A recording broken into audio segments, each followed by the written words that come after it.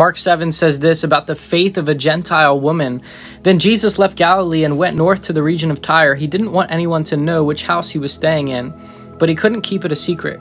Right away, a woman who had heard about him came and fell at his feet. Her little girl was possessed by an evil spirit, and she begged him to cast out the demon from her daughter.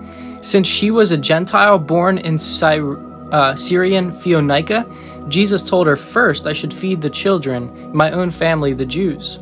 It isn't right to take food from the children and throw it to the dogs." She replied, "That's true, Lord, but even the dogs under the table are allowed to eat the scraps from the children's plates." "Good answer," he said. "Now go home, for the demon has left your daughter." And when she arrived home, she found her little girl lying quietly in bed, and the demon was gone. So we have this Gentile woman approaching Jesus, and all the odds are against her to receive a miracle. Number one, she's a Gentile, so her nationality was against her. And even Jesus said that he came to give his ministry to the children's.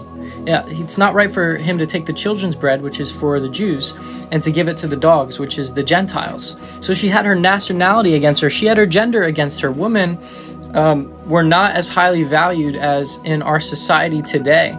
They were actually looked at as less than a man. They weren't able to testify in court. That's why it's so powerful that it was women that first saw Christ and testified of it. They just didn't have the value. There was many different ways they were oppressed or mistreated or undervalued. So she's a Gentile, she's a woman, yet she's coming to Jesus by faith. She's even challenging what Jesus said, and she says, even the dogs, even the Gentiles deserve the crumbs. Lord, even if you have a little bit to offer, can you please, she said, God, I know you're able.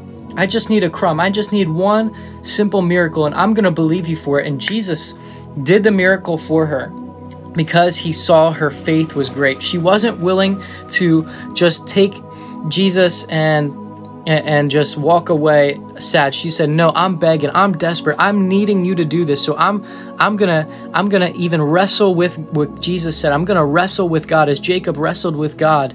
And God blessed him. She wrestled with Jesus, wrestled with his idea. And Jesus said, "You know what? Because of your faith, because you're persistent, I'm gonna bless you. I'm gonna give you the miracle." Jesus said something similar in Matthew 7. He said, "Ask and you will receive, seek and you will find, knock and it will be open. For everyone who asks receives, everyone who seeks finds, everyone who knocks it will be opened." This woman showed what it looks like to ask, not just ask, but seek and then knock, to take the next step by faith, and God blessed her, and the demon left the woman. So the example that we can learn is to keep on persisting when it seems like God's not responding the way we want him to. Keep on praying. Don't give up praying, because God can do it.